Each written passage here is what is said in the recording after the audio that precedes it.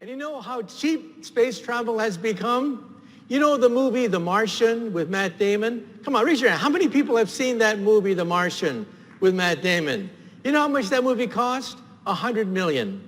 Now, the Indians sent a probe to Mars for $70 million.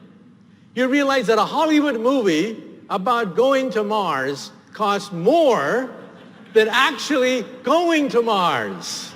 That's how cheap space travel has become. And this rocket is going to be replaced by Elon Musk's masterpiece, an even bigger rocket that will take us to Mars. It's called the BFR. B for big, R for rocket, and F for your imagination. And just think about that. It turns out that the first innovation of the 1960s was to miniaturize transistors.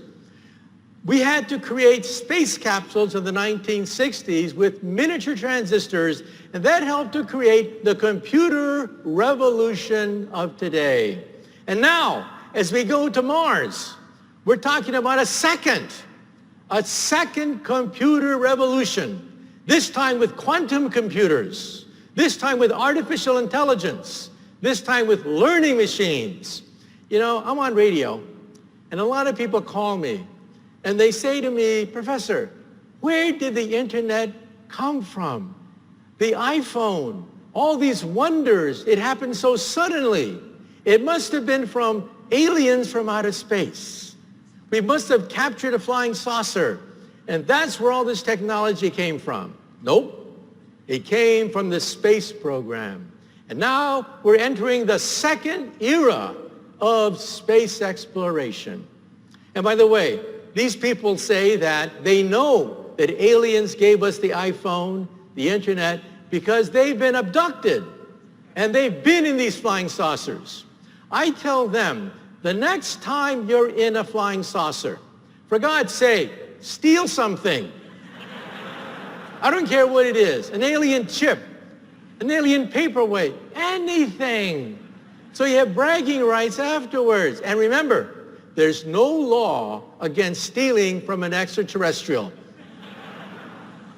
So steal away and have proof that you were in outer space. So once again, the President of the United States has stated that, yes, we're going to the moon starting next year. Next year, we send an unmanned probe to the moon. After that, we have an orbiting station around the moon, and then on to Mars. New technologies are required to go to Mars. As I said, artificial intelligence, neural networks, quantum computers will be necessary to propel us to the red planet. A new second computer revolution is in store for us. So just remember that we are witnessing a new era. And of course, we have to remember the past. You see, this is a scene from 65 million years ago. Why do we need a space program anyway? Well, the dinosaurs did not have a space program. And that's why they're not here today to argue this question, okay? This dinosaur on the left, witnessing these meteors come down from outer space, what is he thinking? He's probably thinking, uh-oh. And the dinosaur on the right, what was he thinking? He was probably thinking, oh, shucks. The dinosaurs did not have a space program, but we do. That's why we need an insurance policy. That's why I think that we should, as Elon Musk says, become a multi-planet species. And the backbone of that effort will be artificial intelligence, neural networks, and quantum computers. Now today, IBM is one of the leaders in cloud technology.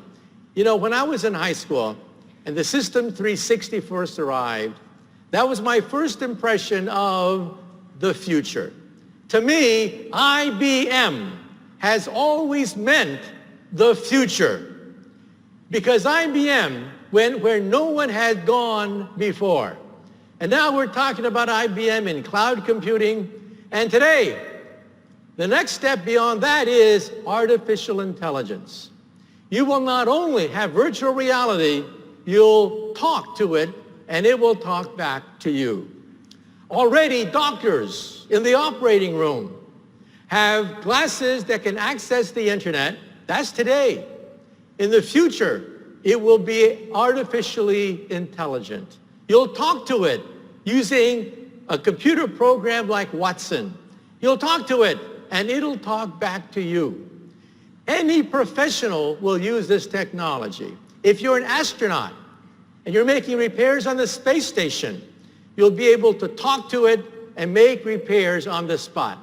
If you are a doctor doing surgery, you'll be able to have somebody help you right there on the operating table. So no matter what occupation you're in, artificial intelligence will be right there.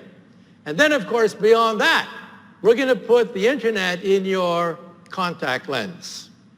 And who were the first people to buy internet contact lenses? College students taking final examinations. Yes, they will blink, and they'll see all the answers to my exam right there in your contact lens. Very handy. Tonight, for example, let's say you're at a cocktail party, and you're talking to some very important people at the cocktail party, but you don't know who they are. In the future, you will know exactly who to suck up to at any cocktail party, because you'll see their biography right there in your contact lens. So just remember, we're going to have instantaneous knowledge. Not only that, you'll be able to talk to it, and it'll talk back to you with specialized information. If you were a contractor building an apartment house, an engineer designing a building, a designer designing a new car, you'll be able to access specialized information, and that's exactly what the IBM Watson computer is all about. And when you want to have specialized information in your home, you'll go to your wallpaper and talk to it, because paper is going to be digitized. Already, your cell phone can have flexible paper of any size, which means that from your cell phone, you can extract out a screen as big as you want, type on it, fold it up, and put it back into your cell phone. So you will talk to the wall. You will say, mirror, mirror on the wall, and you will access as much information as you need. And who are you going to talk to? Let's say it's 4 o'clock in the morning, and you have a pain in your chest. Is it a heart attack? Do you wake up the whole house? Or is it the pizza you had last night? You go to the wallpaper and you say, mirror, mirror on the wall, I want to talk to RoboDoc. Boom. RoboDoc appears in your intelligent wallpaper, giving you sound medical advice, accessing the entire internet just by talking to it. And let's say that you're driving in a city like Europe, but you're in a car accident. You're in a car accident and you have to talk to someone with legal information. What do? You talk to your wristwatch and you talk to RoboLawyer. RoboLawyer is right there in your wristwatch, because you'll have expert information anywhere you go. So that's the promise of artificial intelligence, giving you specialized information anytime, anywhere. And then, of course, we have the fact that artificial intelligence could drive the economy as well. You know, we have something called the battle of the billionaires.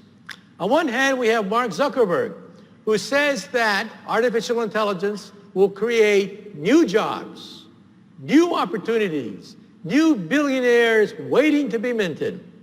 And then we have Elon Musk of SpaceX saying, not so fast. They pose an existential threat. So who's right, Zuckerberg or Musk? Well, my personal point of view is very simple. In the short term, Zuckerberg is right. We're talking about entire industries waiting to be born, new opportunities, jobs, productive capabilities to energize the economy. But let's not be naive. On the long term, robots do potentially pose an existential risk. What is the tipping point? The tipping point between Zuckerberg and Musk is the question of self-awareness. You see, robots do not know they are robots. Robots are adding machines. We forget that. They're not thinking in the usual sense of the word. They're not self-aware. In fact, our most advanced robots today have the intelligence of a cockroach, a stupid cockroach, a lobotomized stupid cockroach. However, as time goes by, they're going to be as smart as a mouse, then as smart as a rat, then as smart as a rabbit, then as smart as a cat, then a dog, and then a monkey. At that point, by the end of the century, they could be dangerous. Because you see, monkeys are self-aware. Monkeys know they are not human. Now, dogs are confused. You see, dogs think that we are a dog. Dogs think that we are the top dog, and they're the underdog. So their conception of self-awareness is a little bit fuzzy. But by the time robots become as smart as a monkey, then there's no question they know they are monkeys. At that point, I think we should put a chip in their brain to shut them off if they have murderous thoughts. So this is going to be, I think, in the end of the century. We have plenty of time to prepare for it.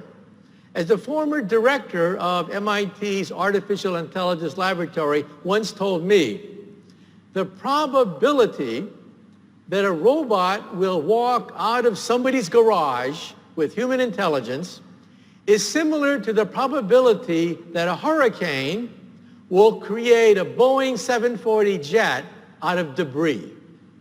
In other words, it ain't going to happen anytime soon. However, I personally believe that the robotics industry will become bigger than the automobile industry of today. How do I know that? Because in the future, your automobile will become a robot. You'll talk to it. You'll argue with it. You'll have all sorts of conversations with your car. So the car will become part of the robotics industry. Not only that, but I think robotics are going to change the way we view medicine. You see, we have had 4 waves of innovation that have energized our society. The first wave was steam power. When we physicists worked out the laws of thermodynamics, that gave us the steam engine, which gave us the Industrial Revolution and machines. So that's when we physicists worked out thermodynamics, the laws of heat. Second, 80 years after that, we physicists worked out the laws of electricity and magnetism. And that gave us television, radio. It gave us the electric revolution of today. 80 years after that, we physicists invented the transistor. We invented the laser. We invented the space program. And that gave us high technology. So the first wave was steam power. The second wave was electricity. The third wave was high tech. The question is, what is the fourth wave? The fourth wave, I claim, is going to be artificial intelligence, biotech, and nanotech. So let us now talk about the digitization of the human body. Already in surgery can be done on the internet, and we're going to have artificial intelligence in the operating room so that doctors will be able to talk to Watson even as they perform surgery. And robots are going to be in the home. Also in Japan, they are creating robot nurses. In fact, the Japanese are the leaders in creating robot nurses. And why is that? Because the Japanese population is contracting right now. And because they're contracting, and because the population is aging, they need robots to take care of an aging population. So something similar will happen here as well. Also, we're going to put these robots inside our body. We're going to take a small aspirin pill. We can do this today. Put a chip in it with a magnet and a camera. You swallow it, and we can track the motion of this capsule as it goes into your stomach and into your intestines, sending gorgeous pictures of your insides. Because we all know what middle-aged men fear the most. They fear the C word, colonoscopy. That's when they stick that tube up your rear. But this gives new meaning for the expression, Intel inside. Yes, Intel will always be inside. So we are going to digitize the human body. This is going to be the next big breakthrough in computer technology. And we're going to solve problems like the aging process. Let's say we take the genome of millions of old people. Then we take the genome of millions of young people. And then we have artificial intelligence to analyze the difference between the genes of old people and the genes of young people. Bingo! That's how we find the genes where aging takes place. We have already found 60 genes involved in the aging process. So here's a simple experiment. In a car, where does aging take place in a car? Well, that's obvious, right? The engine. And why the engine? Because that's where you have moving parts and you have oxidation and combustion. Well, where in the human body do you have the engine? And the answer is the mitochondria. Bingo! We have now found where aging takes place in the human body. The genes of the mitochondria are the first to be damaged by the aging process. Now, certain animals don't age hardly at all. For example, the Greenland shark. The Greenland shark lives to be over 400 years of age. How do we know that? You take the eyeball of the Greenland shark and you realize that it adds a layer every year, like a tree ring. By counting the rings on the eye of the Greenland shark, you know that it lives to be more than 400 years of age.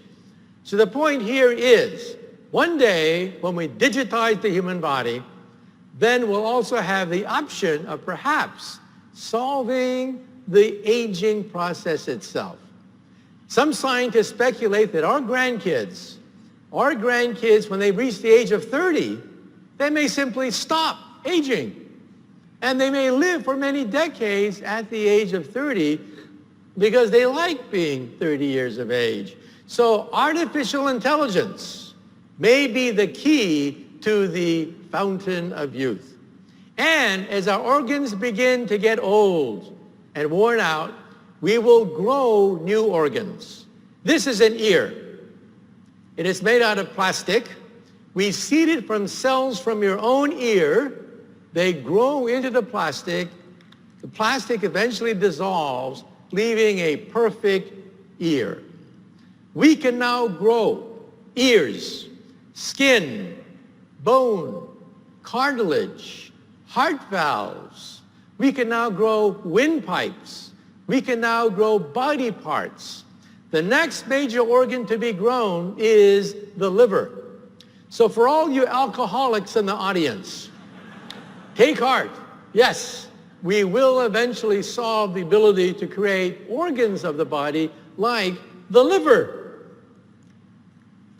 And when we replace them, we'll be able to rejuvenate parts of the body. And once again, because of artificial intelligence, because of computer technology, we may be able to solve the problem of the aging process. In fact, there are two kinds of aging. One is digital immortality is a possibility, and the other one is genetic immortality. We talked about genetic immortality. Artificial intelligence may analyze the data from millions of people and isolate the genes which control the aging process. But we can also digitize people as well.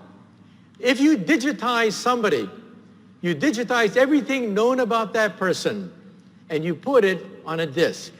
In the future, when you go to the library, instead of taking out a book on Winston Churchill, you will talk to Winston Churchill, because everything known about him has been digitized. His videos, his speeches, everything digitized, and you'll talk to him. You'll talk to a holographic image. I wouldn't mind talking to Einstein. I would love an opportunity to have a conversation with Einstein. One day, you may be digitized so that your great-great-great-great-grandkids may go to the library and have a conversation with you. Just think about that. Now, digital immortality, is that really you? Well, to paraphrase Bill Clinton, it all depends on how you define you. If you are a biological entity, then no, you're talking to a tape recorder that can mimic everything known about you. But if you represents the sum total of your memories, your sensations, your history, your video, your Instagrams, your credit card transactions, if that is you, then in some sense, you can live forever in digitized form. In fact, I personally believe that one day, by the end of the century, when we can digitize people, we will put that information on a laser beam and send it into outer space. 1 second, you're on the moon. All your information, your soul, everything known about you, 1 second, you're on the moon. 15 minutes, you're on Mars. 4 years, you're in Alpha Centauri. Think about that. Conquering the galaxy at the speed of light on a laser beam by shooting consciousness into outer space, perhaps by the end of this century. In fact, let me stick my neck out. I think that this already exists. I think that if there are aliens in outer space, they already have created a laser port, a laser superhighway with millions, billions of souls laser porting themselves across the galaxy, and we humans are too primitive to even know it. So the galaxy could be teeming with souls laser porting their consciousness across the galaxy, and we are too primitive to even know it. Now, the next big frontier, we mentioned artificial intelligence, we mentioned neural networks. Next is brain-computer interface. Many people ask the simple question, what is the next phase of the internet? Believe it or not, we think that the next phase of the internet is BrainNet. We will send emotions, feelings, memories on the internet. 2 years ago, the first memories were recorded and uploaded in a mouse. Now we are doing it on monkeys, uploading and recording memories, and eventually we're going to do it on Alzheimer's patients. Alzheimer's patients will have a computer chip, they'll push a button, and memories will come flooding into their hippocampus. They will know who they are, where they live, their memories will be gradually restored. In fact, some of you have seen the movie The Matrix, right? In the movie The Matrix, even reality itself was uploaded into your mind. Now, let me ask you a weird question. How many of you, late at night, just before you go to sleep, How many of you have ever had that weird feeling that maybe life is an illusion? That maybe life is an illusion. You're the only real person, but no, everything around you is fake. Come on, be honest, raise your hand. Raise your hand if you ever had that feeling that maybe life is an illusion. Raise your hand. Oh my God, you're crazy. You think you're the only real person in the universe? How can that be? I'm the only real person in the universe. You know, I'm actually in New York right now, just dreaming that I'm here before this great audience, talking about the IBM cloud, talking about how IBM is the future. I mean, come on, I'm still back in New York City. Give me a break. So the point I'm raising is very simple. We could be entering a new era of BrainNet. Already we can create exoskeletons shown here. Exoskeletons so that people can walk once again because a chip has been placed in their brain that allows them to communicate telepathically. Now, just a few days ago, my colleague Stephen Hawking passed away, a great scientist. And people wonder, how did he communicate? Well, he used to communicate with his fingers. Then when he lost control of his fingers, he would communicate by blinking. And after he couldn't even do that, we put a chip in his right glass, which picked up radio waves from his brain, sent it to a laptop, which then typed out his thoughts. Stephen communicated telepathically in the last years of his life. By thinking, brain waves could be picked up by a chip, magnified, and then put into a laptop computer. Amazing. In fact, in Japan, commercially, you can buy a headband that measures brain activity. In this headband, which you can Google, there are 2 ears. When you talk to somebody at a party who's very interesting, the 2 ears light up like this. And when you talk to someone who's boring, the 2 ears go down like this. So in Japan, you always know if you're going to go home alone after a party. That's commercially available today. And we physicists can now analyze blood flow inside the human brain. This is amazing. We can now actually see thoughts and therefore test theories of psychology that are very old but untestable. Now we can test them. For example, for you parents in the audience, every parent believes in their heart of hearts that teenagers suffer from brain damage. Absolutely true. You can show that blood flow in the prefrontal cortex, the thinking part of the brain, is actually not fully developed in teenagers, and that's why they can underestimate risk. Also, it's an old wives' tale. It's an old wives' tale that we can now test at a university. The old wives' tale is when a man talks to a pretty girl, he starts to act stupid. Absolutely true. Brain scans showed that when a man talks to a pretty girl in an experiment, blood drains from the prefrontal cortex and he starts to act stupid, mentally retarded. Absolutely true. So we can now begin to decipher the workings of the human brain, which of course is amazing. Third, the third technology is quantum computers. You know that silicon will eventually be exhausted as a source of computer power? Why is that? Leakage, and also heat generation. The quantum principle essentially destroys the computing power of silicon if transistors become too small. We put millions of transistors on a chip, but there's a limit.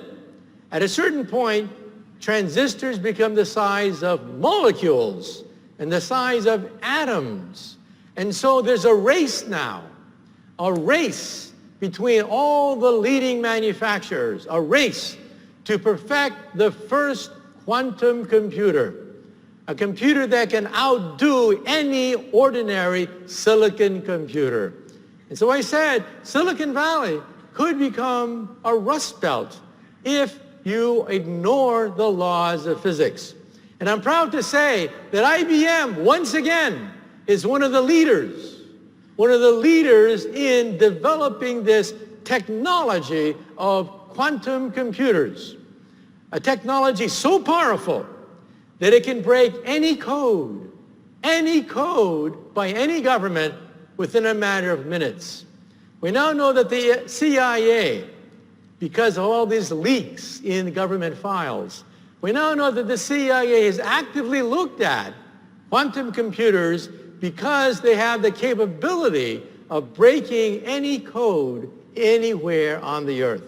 And again, as we go to Mars, just like when we went to the moon in the 1960s, we're going to have to develop a new generation of computers in order to make sure that our probes function correctly, safely, and accurately as they go back to the moon and on to Mars.